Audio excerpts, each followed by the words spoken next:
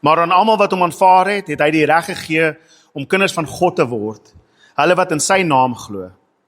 Hulle is nie uit bloed nie, ook nie uit liggaamlike drang nie, ook nie uit die wil van 'n man nie, maar uit God gebore.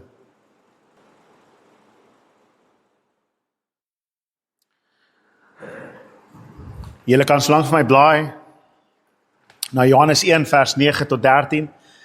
En soos wat julle kan sien, gaan ons vanmôre nie Romeine toe gaan nie. Ek het daaroor besin en gedink. Ons is besig met Romeine, maar omrede dit nou Palmsondag is en Lydingsweek is en Vrydag is Goeie Vrydag en dan Sondag is Opstandingssondag, gaan ons vir die volgende rukkie net buite Romeine wees. Ons sal terugkeer na Romeine toe. Ek het oorspronklik in die jaar toe beplan het, gedink ons gaan by Romeine 5 kan uitkom teen die tyd wat ons by Paasnaweek uitkom, en toe gebeur daar ander dinge en toe is ons nou nie daar nie. En so vanmôre gaan ons dan na Johannes kyk, en Goeie Vrydag is daar ook 'n diens, onthou, selfde tyd, selfde plek, sien julle Vrydag en Sondagoggend weer. Maar ons lees vanmôre uit die Evangelie van Johannes, hoofstuk 1, vanaf vers 9. Johannes 1 vanaf vers 9. Die ware lig wat elke mens verlig, was aan die kom na die wêreld. Hy was in die wêreld en die wêreld het deur hom ontstaan. En tog het die wêreld hom nie erken nie. Hy het gekom na wat syne was en tog het sy eie mense hom nie aanvaar nie. Maar aan almal wat hom aanvaar het, het hy die reg gegee om kinders van God te word, hulle wat in sy naam glo. Hulle is nie uit bloed nie, ook nie uit liggaamlike drang nie, ook nie uit die wil van 'n man nie, maar uit God gebore. Amen, kom ons bid. Vader, mag ons vanmôre net weer eens herinner word aan hierdie lig wat aan die kom is in die wêreld. Hierdie lig wat besig is om in ons harte te skyn en in die harte van elke persoon wat glo en elkeen wat die naam van Christus bely. Here, mag ons dit vanmôre besef, Here, mag ons dit ook uitdra wanneer ons hier vandaan gaan, Here. O Heilige Gees, dat U hierdie woord in ons harte sal verhelder en die lig sal skyn in ons harte, Here. Here Jesus, U wat die lig skyn, mag U geëer word, mag U verheerlik word in die woord wat uitkom vanmôre. Amen en amen. Nou soos ons kan sien hier rondom ons is daar palmtakke, want in meeste gemeentes, of nie meeste nie, maar baie gemeentes vanmôre in verskillende denominasies en verskillende kerke, word hierdie Sondag gevier as Palmsondag. Ons het dit ook in die verlede doen ons Palmsondag en dit is maar Palmsondag, ons noem dit Palmsondag as gevolg van daardie intog van Jesus in Jerusalem in, toe die mense palmtakke gevat het en gejuig het en gejubel het, Hosanna, Hosanna in die hoogste, die seun van Dawid, die koning kom. En ons noem dit Palmsondag as gevolg van die palms wat gewaai is. En dit is natuurlik die dag van groot feesviering, dit is die dag van lofprysing, dit is die dag waarop mense juig oor die koning wat kom. Hosanna, Hosanna in die hoogste, dit is wat hulle uitroep in die strate. En tog weet ons dat te midde van al hierdie gejubel en gejuig en van hierdie heiligheid en die heerlikheid en hierdie lofprysing, is daar in daardie selfde skare, hulle wat al klaar die dood van Christus beplan. Nie net in die skare nie, maar in sy binnekring is daar al klaar een van hulle, een van die 12, wat klaar al begin het om hom te verraai. Te midde van die lofprysing en al die gejuig, weet ons die kruis wag. Die kruis wag. En dieselfde groep mense wat hier tussen die skare uitroep, Hosanna, Hosanna in die hoogste, is hulle wat donderdag gaan uitroep, kruisig hom.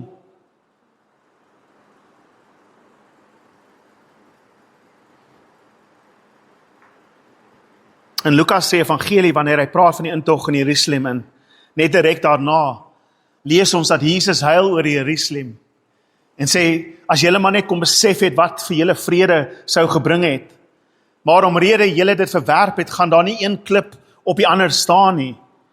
Hierdie stad gaan verwoes word, hierdie Jerusalem waarop julle trots gebou is, hierdie tempel waarin julle hoop stel, gaan vernietig word.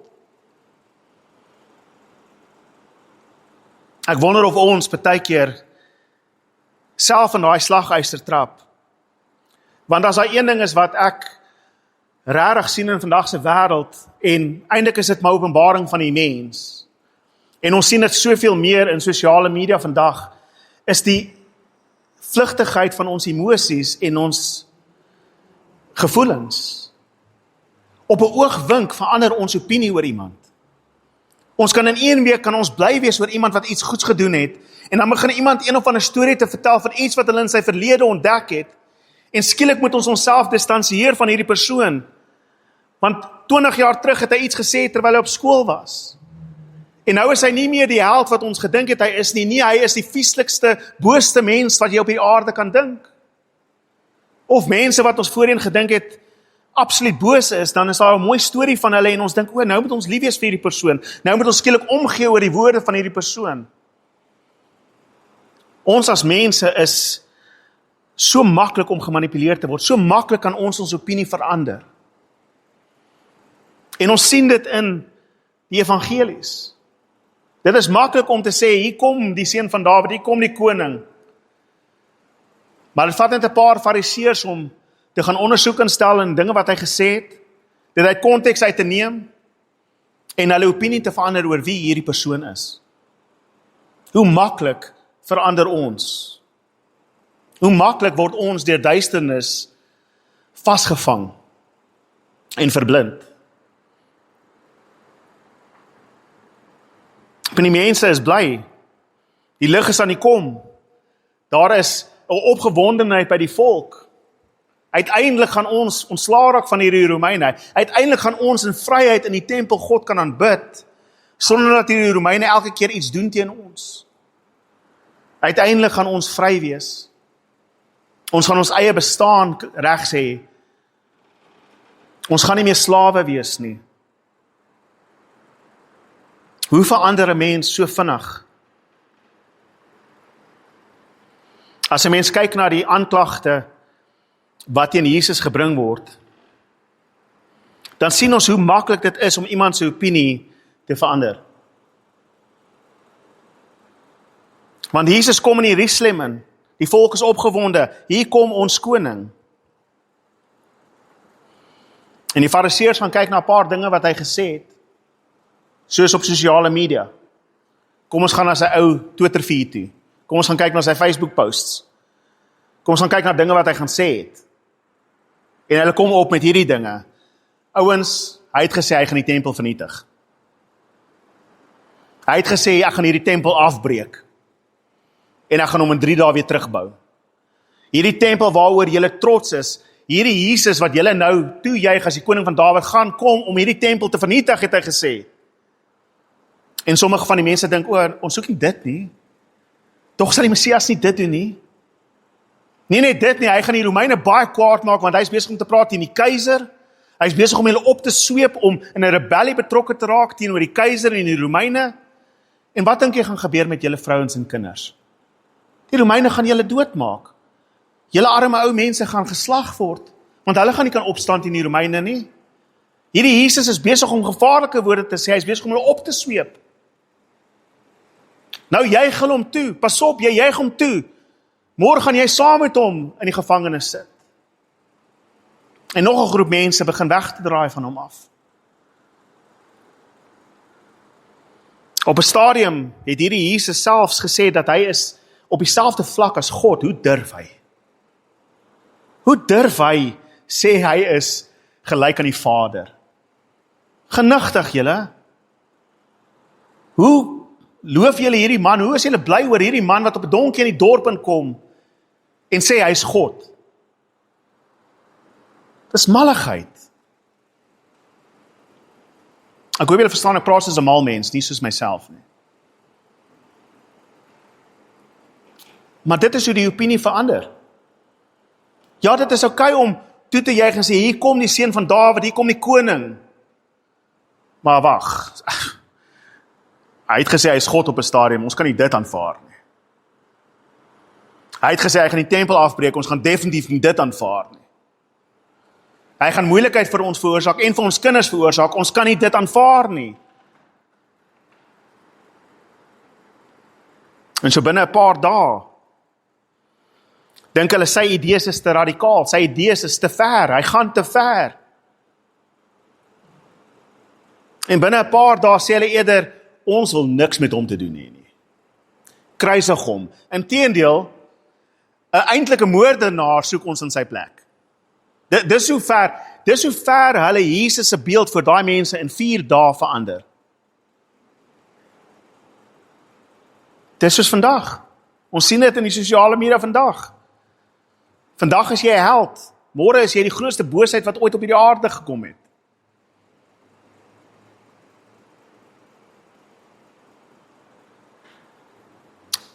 En die nare waarheid wat ons sien in die begin van Johannes, nog voordat enige van hierdie dinge gebeur, sê Johannes al in sy evangelie, hy was in die wêreld deur hom ontstaan, en tog het die wêreld hom nie erken nie, en sy mense het hom nie aanvaar nie.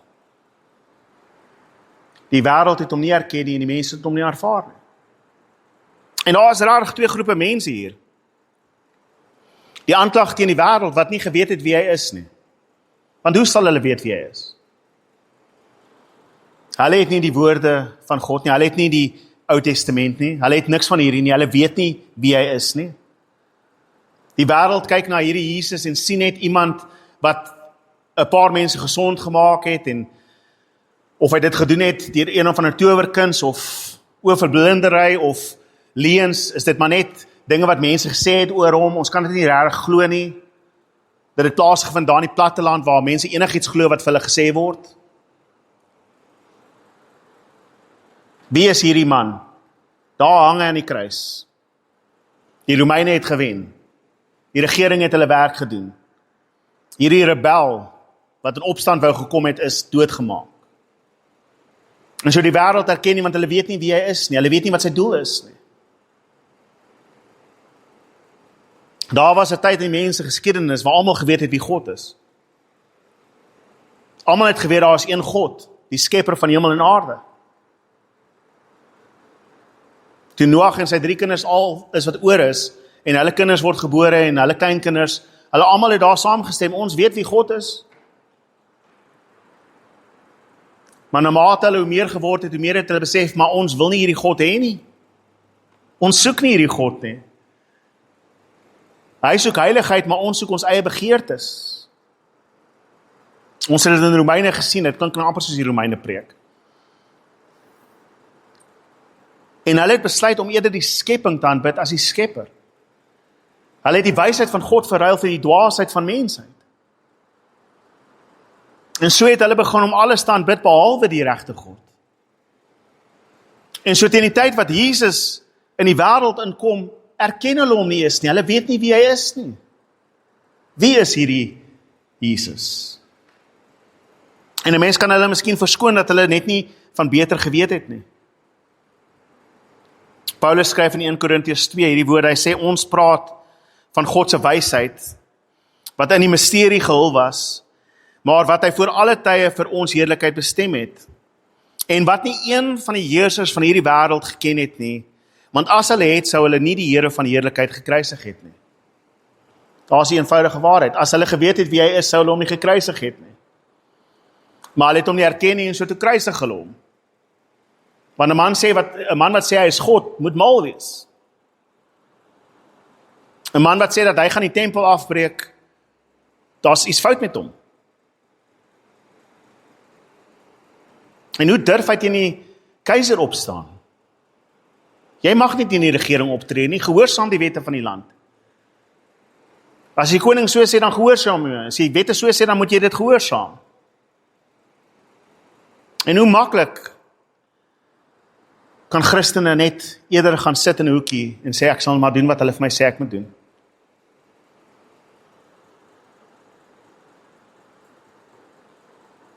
Die wêreld ken hom nie.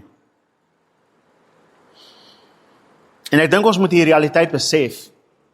Ons dink vir een of ander rede ons lewe nog in 'n Christelike wêreld. En as ek praat van Christelike wêreld, praat ek van die Christendom van 200, 300 jaar terug, waar almal maar aanvaar het dis wat is. Ons is almal Christene, die hele Wes-Europa en Amerika, en almal is ons is maar Christene. Dis wat ons is. Jy's gebore, dit is wat ons glo. Maar ons lewe in wat hulle noem postmoderne Christendom. Ons is nie meer daar nie. Ons is nou verby dit. Ons het daardie kettinge afgegooi. Ons het beter geword, ons is meer verlig. Hier is maar net een van baie gelowe, hier is een van baie godsdienste, is baie weë wat na die Skepper toe gaan as ons glo in 'n Skepper. Ons moet besef dat daar baie mense is wat nie weet wie Jesus is nie. En so hulle is nie bang om die Here se naam te gebruik as 'n vloekwoord nie. Hulle weet nie eens hoekom hulle dit sê nie. Hulle ken dit net as 'n vloekwoord. Hulle ken hom nie as 'n persoon nie. Die waarheid is dat baie mense weet nie wie hy is nie. Hierdie wêreld is gedompel in verganklikheid. Ons sien dit rondom ons. Ons sien die donkerte. Daar is oorloë in verskeie lande. Daar is hongersnood. Ons hoor van natuurrampe. Ons hoor van al hierdie dinge wat verkeerd gaan in die wêreld. Ons sien die donkerheid rondom ons. Ek wonder of julle besef dit is donker rondom ons. Die wêreld is gebroken, julle. Die wêreld is gebroken. Daar's soveel duisternis. Die wêreldregerings en al die organisasies wat hulle stig wat vrede moet bring alles behalwe vrede. Vredesmagte is die grootste leuen wat jy ooit in jou lewe gehoor het. Maar nog geen vredesmag het vrede bewerkstellig in enige land wat hulle was nie. En mense kom met baie mooi ideale en menseregte en hierdie ding en daardie ding en menswaardigheid en hulle gebruik al hierdie mooi woorde. Maar op die einde van die dag is die wêreld gebroken en is die wêreld stikkend.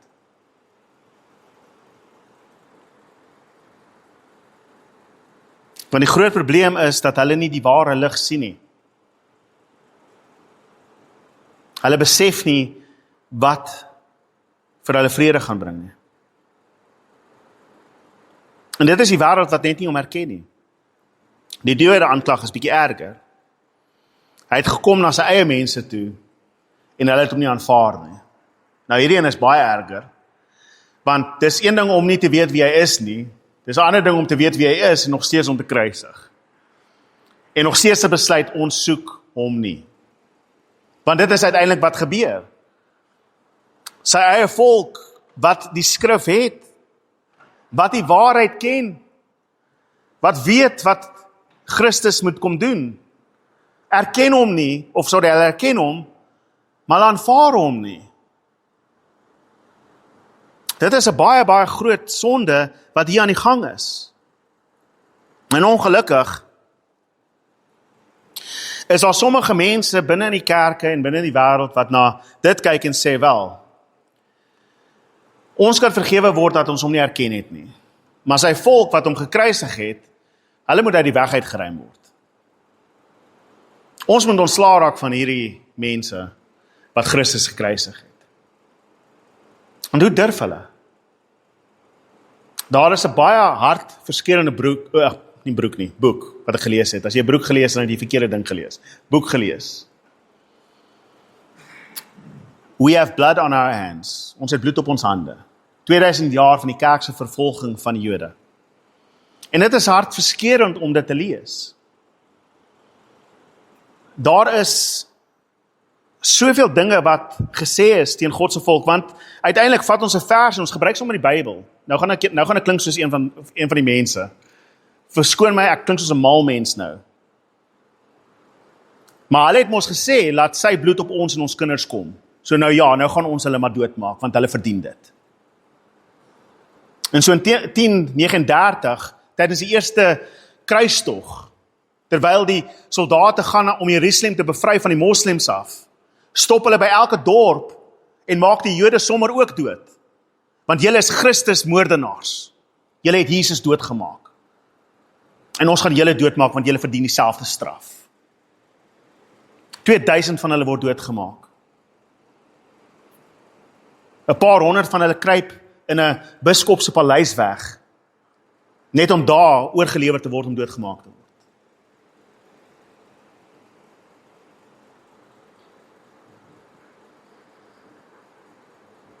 Op 'n stadium, is in 1300s, 1349, tydens die swart dood, waar baie mense doodgaan as gevolg van 'n plaagsiekte, begin Christene die storie te versprei dat die Jode die waterputte besoedel het en dit veroorsaak.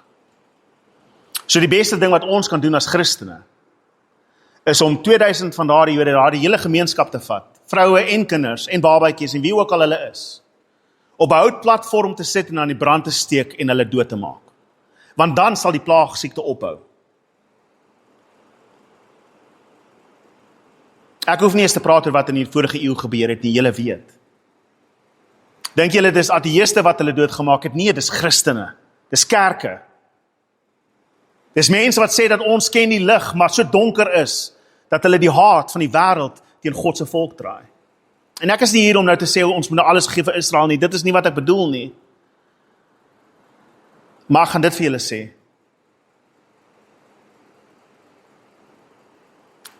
Jy is nie veel beter as hulle wat hom nie aanvaar het, as jy so optree nie. Die Christene wat dit gedoen het hom ook nie aanvaar nie.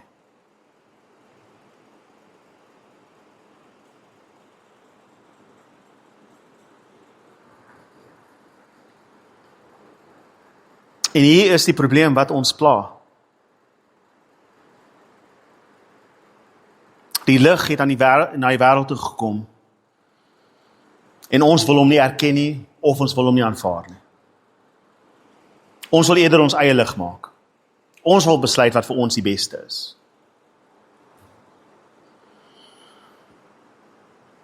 Ons wil hê dat Jesus moet wees soos ons. Ons wil hê hy moet dink soos ons. Dis hoekom ons vandag in vele plekke sien waar mense sê, Jesus sal saam met ons gestem het, en Jesus sal deel van ons organisasie gewees het. Ek sal sommer dadelik nou vir julle sê, Jesus is nie links of regs nie. Jesus is Jesus. Jesus is nie vir die DA of die ANC nie. Jesus is vir Jesus. Jesus is nie vir die Afrikaner of die Engelsman nie. Hy is vir Jesus. Want hy gee vir ons die teengifmiddel binne in hierdie gedeelte. Elke een wat hom aanvaar het hy die reg gegee om kinders van God te word. Elkeen. Afrikaner of Engelsman, wit of swart, Oekraïner, Rus, Jood, Iranees, Arabier, noem die nasies maar op. Elkeen wat hom aanvaar, word kinders van God. En as hulle dan kinders van God is, liewe broer en suster, dan is hulle ons broer en suster. Nie meer ons vyand nie, maar ons familie. Dis die lig wat Christus in die wêreld kom skyn het. Om die skeidingsmure af te breek tussen mensdom, tussen broer en broer wat gebou is deur nonsens en sonde. Daar is baie donkerte en daar is baie haat in hierdie wêreld, broer en suster, dit is verskriklik en dit is vieslik. En die grootste probleem wat ek sien in die kerk vandag, is dat ons luister na die wêreld en saampraat met die wêreld. Want ons sien ook nie die lig nie.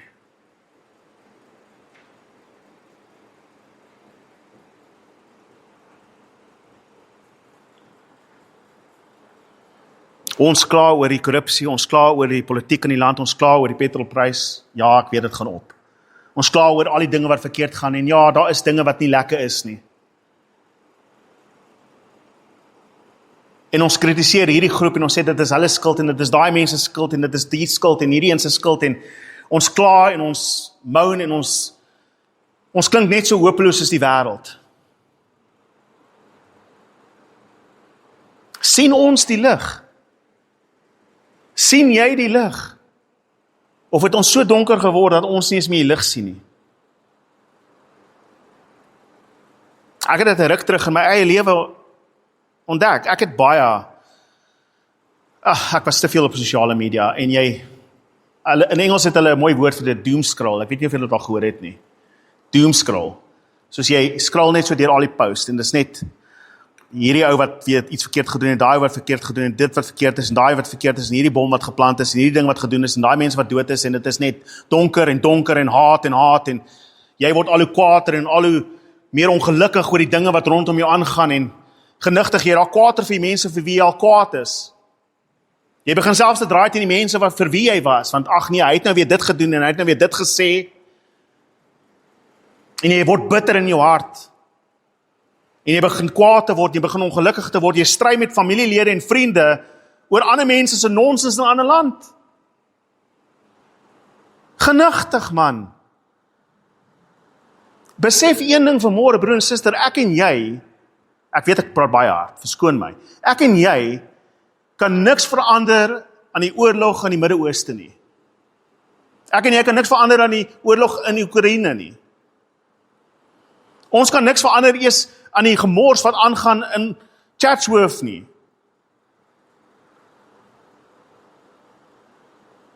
Beteken dit dat ons dan niks doen nie? Nee, absoluut nie. Ons bid en ons gee dit oor aan die Here wat alles doen en wat magtig is. Reg?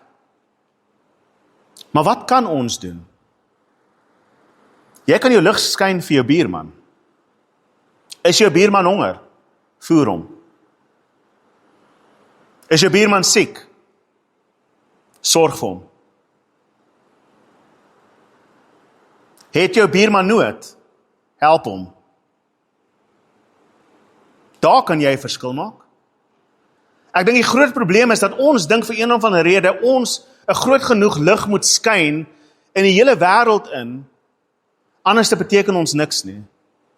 En die eenvoudige waarheid, broer en suster, is, ek en jy is nie die lig vir die wêreld nie. Moenie probeer om dit te wees nie. Hy is. Die enigste hoop wat hierdie wêreld het, broer en suster, is Jesus Christus. Nie 'n beter regering of 'n beter party nie. Nie 'n beter sosiale program of struktuur nie.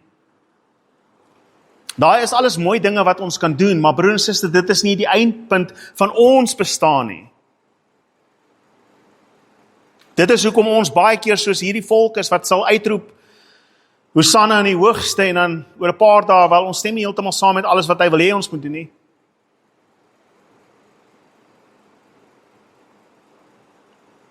Sien ons die lig. Ek dink die kerk het so donker geword, want ons het so gefokus geraak op die donkerte rondom ons. En ons dink die antwoord is maar net om kospakkies uit te deel.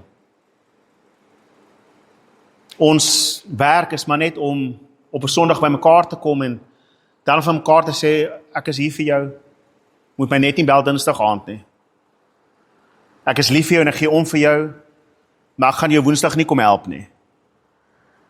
Sondag is genoeg wat ek julle sien, ek wil julle nie meer as dit sien nie. Los my uit die res van die week.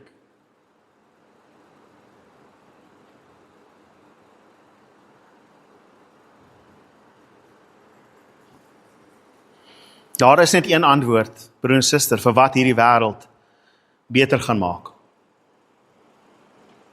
En dit is hart vir hart, die een wat glo. Elke een wat tot geloof in Christus kom. Elke keer wanneer jy getuig oor Jesus, dit is 'n bietjie lig en 'n bietjie hoop wat in hierdie wêreld inkom. Ons behoort nie te wees soos mense sonder hoop nie.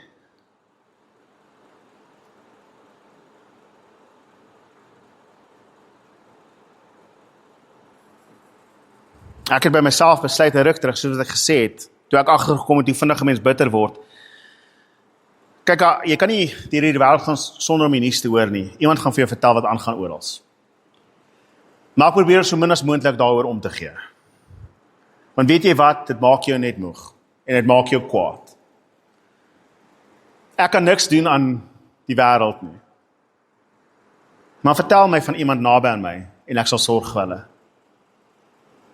Dis nie dat ek nie omgee nie, absoluut bid ek vir die groot dinge, maar die Here is in beheer van alles. Laat die Here doen wat hy doen. En laat ek doen wat ek kan doen. En so, ek wil hê ons moet terugkeer, broer en suster, na hoop toe. Want luister wat sê in Johannes 1 vers 4. Hy sê in hom, Jesus, was lewe. En die lewe was die lig vir die mense. En die lig skyn in die duisternis. En die duisternis kon dit nie uitdoof nie. Ons is op pad na Goeie Vrydag en Opstanding Sondag toe.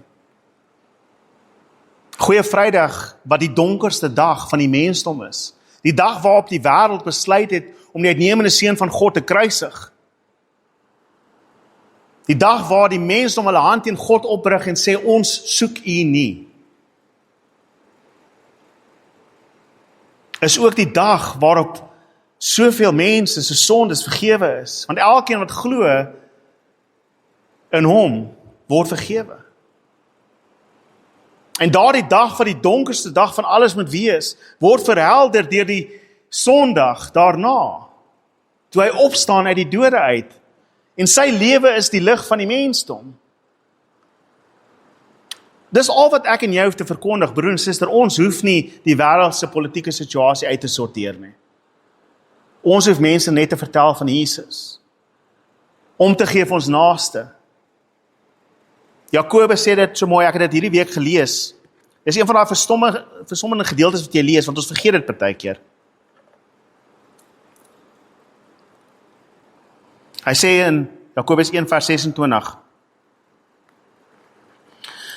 as iemand dink dat hy godsdienstig is, en nie sy tong kan beheer nie, mislei hy homself, so 'n mens se godsdienst is vergeefs. Nou wil ek bysê, as iemand dink hy is godsdienstig, maar hy kan nie sy vingers keer om te tik wat hy wil tik nie. Dis net so erg. Wanneer hy praat van tong, so praat hy van kommunikasie, hoe ons praat. Hoe ons vir mense vertel, wat ons sê. Hy sê, as jy nie jou tong kan beteel nie, dan is jou godsdienst te vergeefs. Dit beteken niks. Hy gaan verder.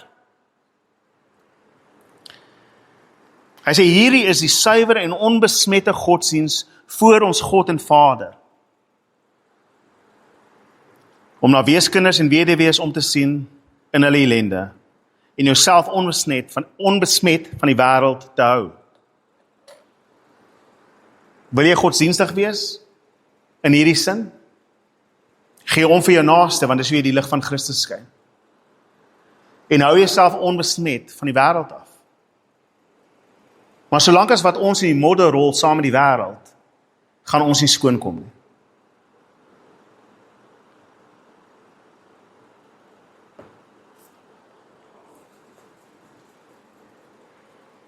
Ons word geroep om die lig van God te skyn.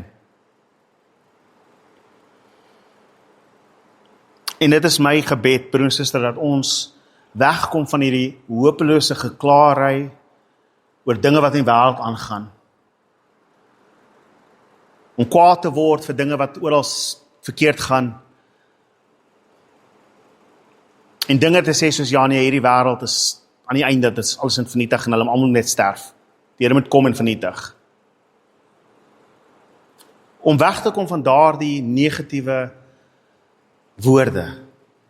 En te sê, weet julle wat? Ek gee nie om waar jy vandaan kom nie. Ek gee nie om wat jou agtergrond is nie. Maar Jesus het vir jou sondes gesterf.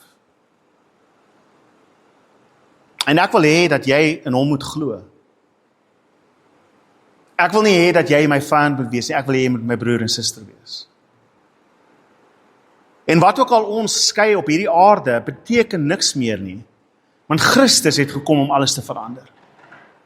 En as daardie persoon tot geloof kom, dan moet hy werklik waar my broer en suster wees. Iemand vir wie ek lief is, iemand vir wie ek omgee. Want dit is die groot boodskap wat Christus kom verkondig het. Dit is die groot evangelie. En as ons in Romeine 5 was, dan sou julle dit vanmôre gehoor het. Want het sou gewees het, toe ek en jy nog sy vyande was, het hy vir ons sondes gesterf. En so terwyl daar nog mense daar buite is wat my vyand is, skyn ek Christus se lig, of maak ek dit nog donkerder tussen ons? Broer en suster, kan ons in hierdie tydperk nie betrokke raak in gestryery en bekleiery en hopelose negatiewe spraak nie, maar kan ons begin om soos Christene te praat van Christus, die lig van die wêreld, die hoop van die wêreld, en net so 'n bietjie lig rondom ons bring. Nie te neergedrukte Christene te wees nie, maar om 'n blydskap te hê wat die wêreld nie kan verstaan nie.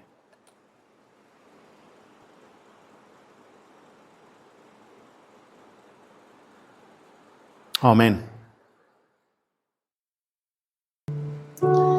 This little light of mine, I'm gonna let it shine. Oh, this little light of mine.